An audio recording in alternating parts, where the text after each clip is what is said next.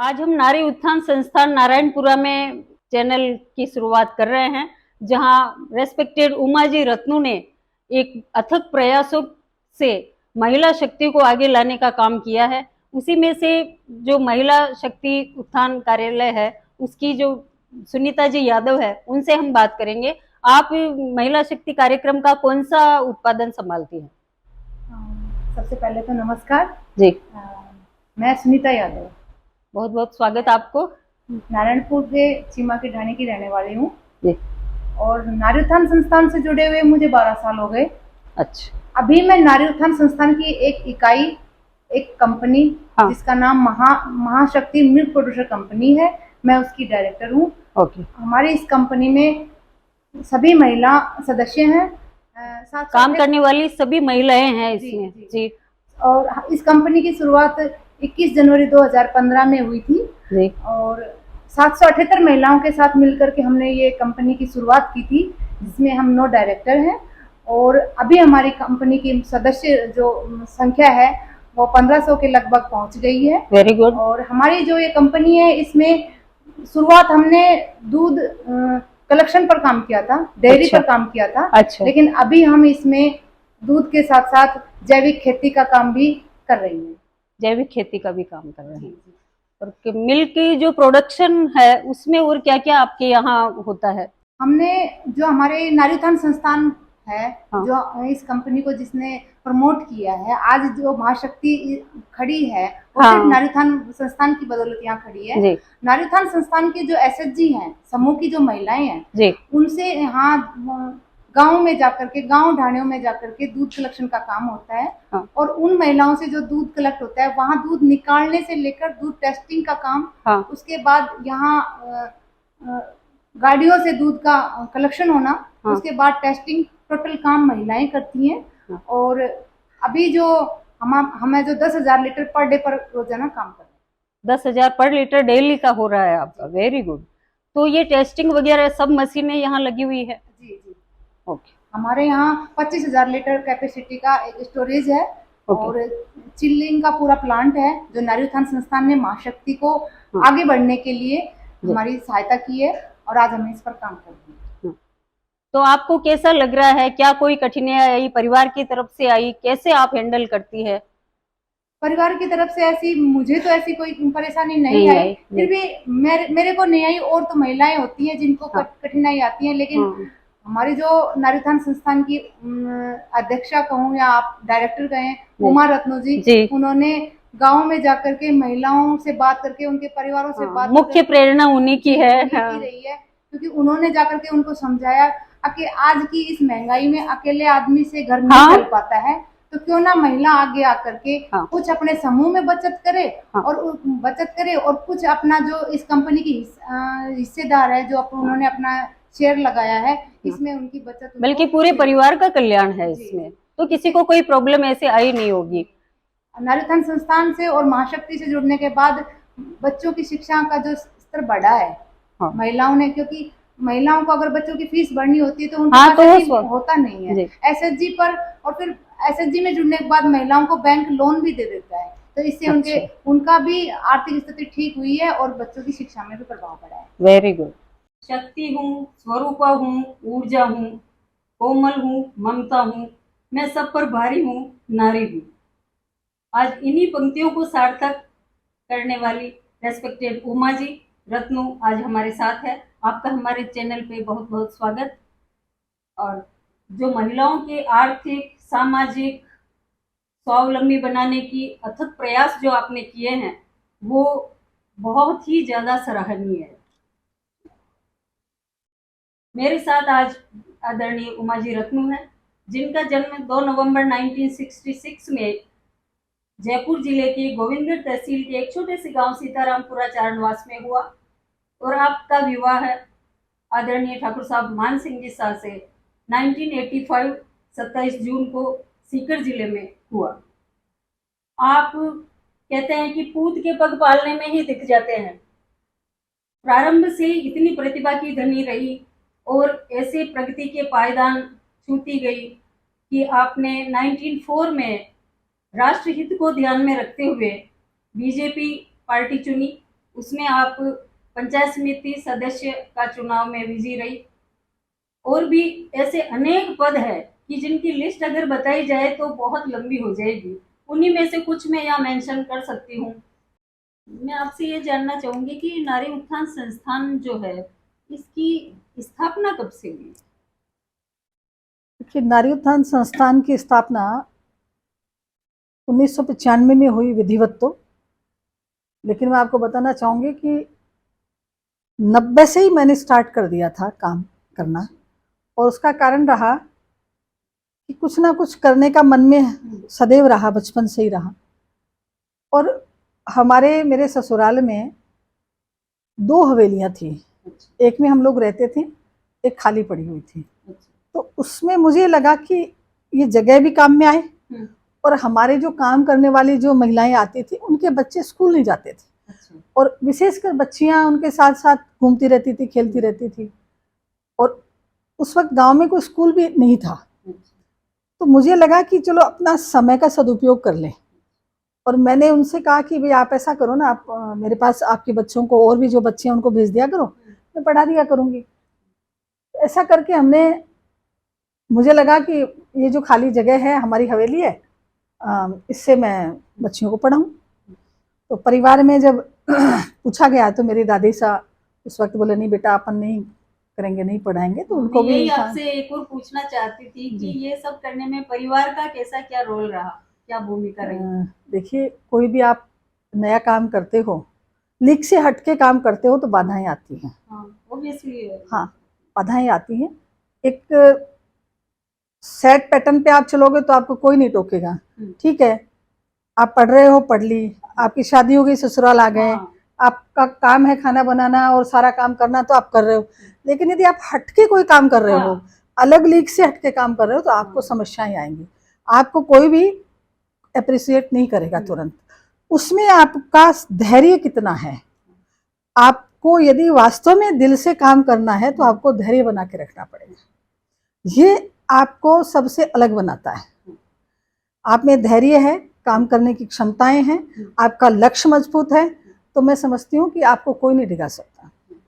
और ये तो बाधाएं छोटी मोटी आती हैं, किसके नहीं आती हैं। क्योंकि यही मैं इसी चीज पे फोकस करना चाह रही हूँ कि आपने तो बिल्कुल अलग हटके काम किया। ऐसे में परिवार का क्या होता है कि बीए कर ली, बीएड कर ली, नौकरी करनी है, इसमें सब परिवार को कोई दिक्कत नहीं होती। जी जी।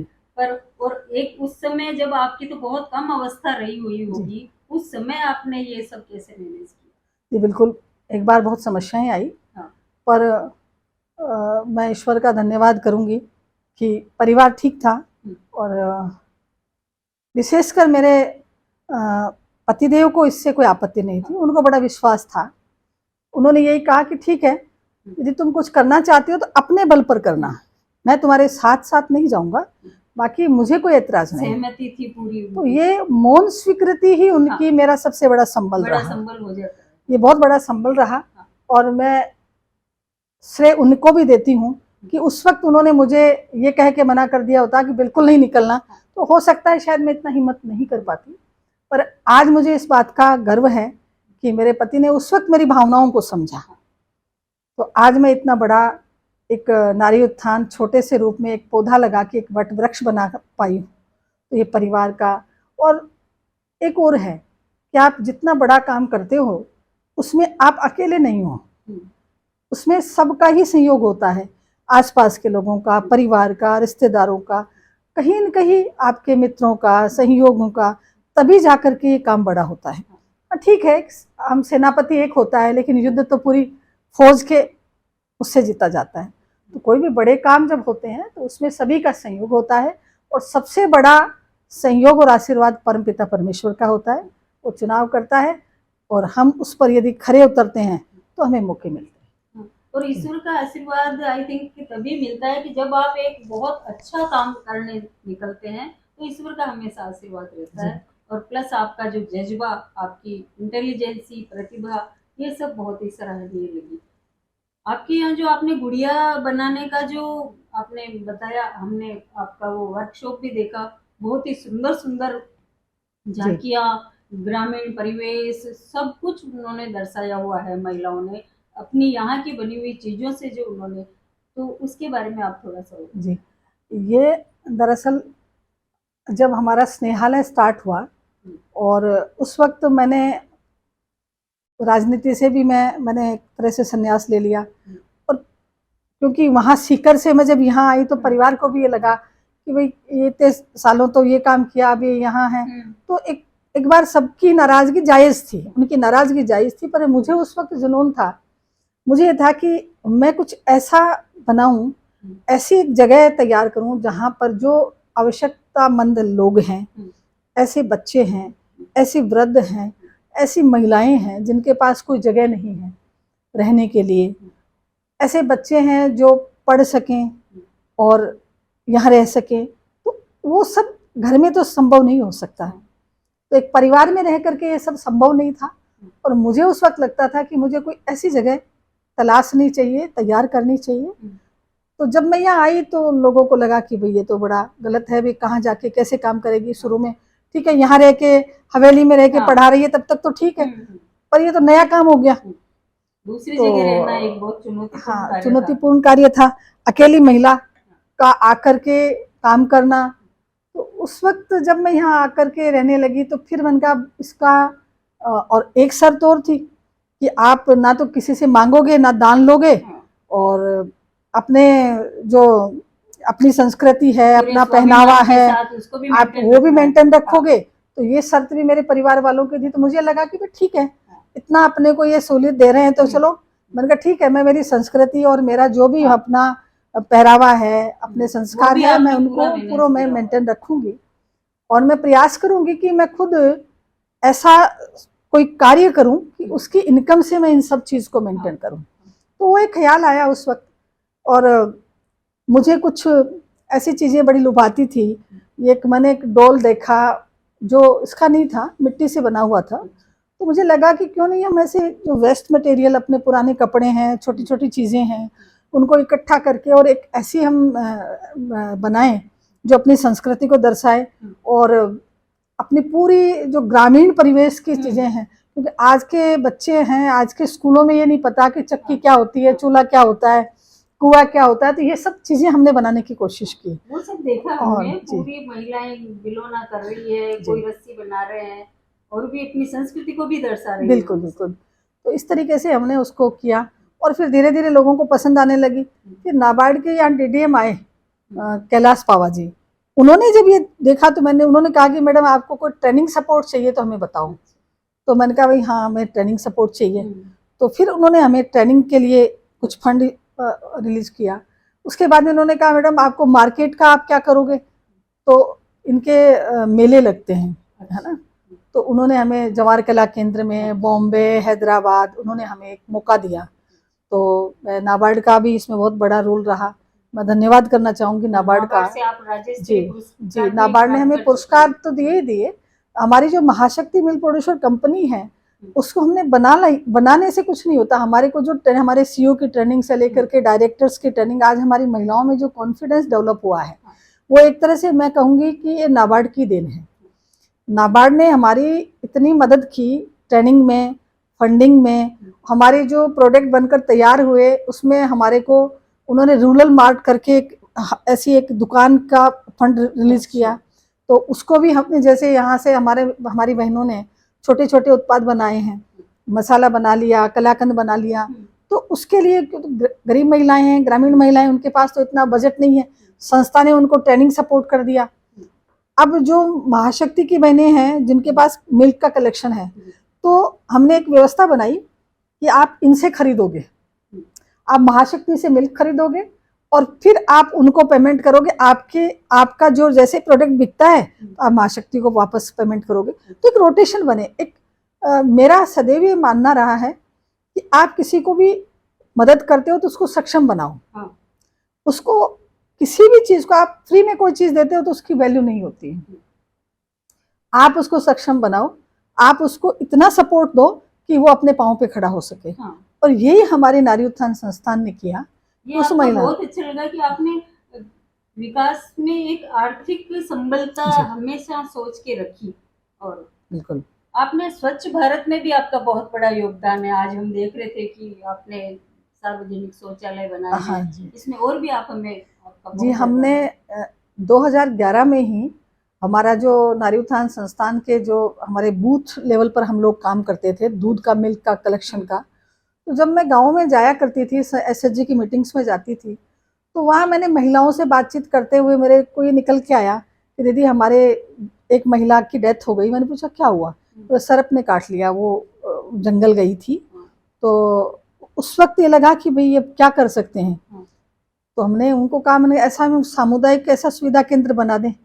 तो द हंस फाउंडेशन से हमने बात की, तो हंस फाउंडेशन ने तुरंत एग्री किया और हमने 10 गांव पंचायतों पे, ग्राम पंचायत के सरपंचों ने हमें ज़मीन अलॉट की, हंस ने हमें सपोर्ट किया और हमने 10 टॉयलेट, 10 बाथरूम और घाट जिसमें महिलाएं बैठ करके कपड़े धो सकें। बहुत है ना? सुंदर भी हम देख रहे थे उसमें, अपने जो सार्वजनिक कार्यक्रम है वो भी सब वहाँ जी हो बिल्कुल। सकते हैं। और अपने सार्वजनिक काम है, और इसके अलावा भी 10 महिलाएं बैठ गई तो वहाँ भजन गा रही हैं, मीटिंग कर रही हैं, कुछ काम की बात कर रही हैं। तो ऐसे करके हमारे वो बड़े बड़े सेंटर डेवलप हुए। और फिर 11 के बाद में हमने ये 10-11 सेंटर बना दिए, 11 सेंटर हमारे बन गए। जब 14 में माननीय मोदी जी प्रधानमंत्री बने और उनका ये सपना स्वच्छ भारत मिशन का रहा, तो उस वक्त हमें लगा कि अरे हमने तो ये काम तो पहले कर दिया।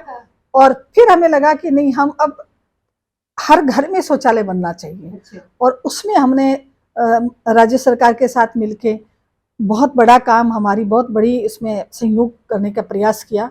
और हमने एक कोशिश की कि हमारी जो महिलाएं, हमारे समूह की जो बहनें हैं, उनको ये कहा कि आप समूह की सदस्य जब बनेंगे जब आपके घर में शौचालय होगा। महिलाओं ने कहा कि नहीं, हम तो बहुत गरीब हैं, हम नहीं बना सकते। मैंने कहा भाई राज्य सरकार आपको, केंद्र सरकार पैसा दे रही है, और बोले नहीं, पहले आप हमें कुछ ऐसा दो कि हम बना सकें। तो फिर हमने एक, बिना किसी सपोर्ट के हमने एक व्यवस्था की कि हमारी 2 समूह को हमने कुछ मशीनें लोन पर, पंजाब नेशनल बैंक से लोन पर मशीनें दिलवाई और उनको ट्रेनिंग दी, और वो ब्रिक्स और ब्लॉक्स बनाने लगी। और उन महिलाओं से, उन महिलाओं का टाइप करवाया, भाई उनका व्यापार, उनका भी व्यापार हो जाए और उन महिलाओं को भी क्रेडिट पर वो कुछ चीज मिल जाए उधार में। तो इस तरीके से उनको लिंक करवाया। और एक बहुत बड़ा एक इनिशिएटिव मैं कहती हूँ नारी उत्थान संस्थान ने लिया। भी आपके यहाँ जी, मतलब इको फ्रेंडली, बहुत सुंदर ब्रिक्स बनाई, बहुत अच्छा काम किया। सरकार में भी जो जितने पीडब्ल्यूडी के काम चलते थे, तो महिलाओं को ऑर्डर करके और हमसे ही वो ब्रिक्स खरीदते हैं।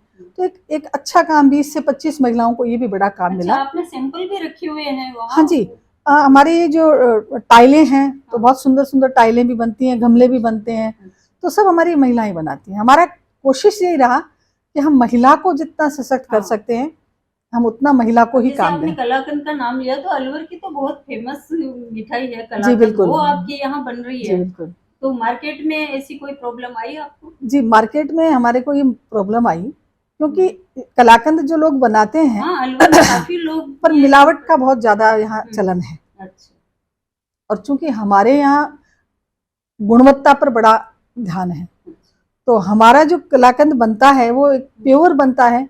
एक बार किसी ने टेस्ट कर लिया, खरीद लिया, तो फिर वो हमारे से ही कलाकंद लेगा। आपने बताया कि सबसे पहले आपने यहाँ एक स्नेहालय की स्थापना करी, वहीं से आपका ये कारवां स्टार्ट हुआ।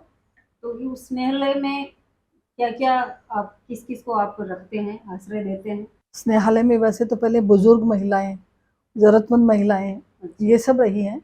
लेकिन विशेषकर मैं कहना चाहूँगी कि हमारे स्नेहालय में जो बालक और बालिकाओं ने जो अध्ययन किया, और मुझे कहते हुए बड़ा हर्ष हो रहा है कि अभी हमारे 9 बेटियां अपना घर बसा चुकी हैं, उनकी हमने शादी कर दी। 3 बेटे हमारे सरकारी नौकरी में हैं, एक बेटी हमारी डॉक्टर है, और अभी 7 बेटियां हमारी पढ़ रही हैं, एक आरएस का एग्ज़ाम देंगी। तो मैं समझती हूँ कि ये बहुत बड़ा एक काम नारी उत्थान संस्थान स्नेहालय के माध्यम से हुआ। और आज उन उन बच्चों के परिवार नहीं था, उनको परिवार मिला, और वो आज बहुत खुशी से वहाँ रहते हैं, बहुत प्रसन्न हैं, अपना करियर बना रही हैं। अपना हमने देखा बहुत ही बच्चियां बहुत एक्सपर्ट, और वो पूरा आपके ही उसमें रहती हैं। हाँ जी, वो उनका कोई है ही नहीं, वो एक तरह से ऑर्फनेज बच्चियां सरकार के द्वारा हमारे पास आई थी। जो वृद्ध महिलाएं जो आपके पास थी उनका फिर कैसे क्या किया? देखिए, उनका ऐसी महिलाएं जो मेंटली डिस्टर्ब थी, वो रोड पर कोई फेंक गया, कोई वृद्धा को कोई छोड़ गया, ऐसी महिलाओं को हमने रखा। उनके परिवार का हमें पता नहीं चल पाया। वो जब तक रही उनकी हमने सेवा की और उसके बाद में उनका अंतिम संस्कार किया। और आज वो हमारे पास जितनी भी महिलाएं थी, फिर हमारे बालिका गृह चलने की वजह से कुछ हमारी महिलाएं, वृद्ध महिलाएं आज शंकर सेवा धाम में आज भी हैं। मैं निरंतर जाती हूँ, उनसे मिलती हूँ। जिनके कच्चे घर हैं, ठीक है, जिनके झोपड़ियाँ हैं और वो घर बनाने में सक्षम नहीं है, उनकी आय बहुत कम है, तो ऐसे महिलाओं के लिए, ऐसे परिवारों के लिए HRDS के साथ मिलकर के, और हमारी एक कंपनी है वो इस हाउसिंग प्रोजेक्ट को रन कर रही है। एक मैं आपसे ये जानना चाह रही थी कि आपके यहाँ 10,000 महिलाओं का जो समूह है, तो उनकी कोई भविष्य निधि या ऐसी कुछ एकत्रित हो रही है? जी, हमारा एक तो लोन का काम है कि उनकी जो रोजमर्रा के जो खर्चे हैं, उनकी जो सेविंग है, उसके अकॉर्डिंग उनको, जैसे ICICI बैंक के द्वारा हम लोन प्रोवाइड करवाते जी, हैं। हमारे भी 12 करोड़ का लोन हमारी महिलाओं में चल रहा है।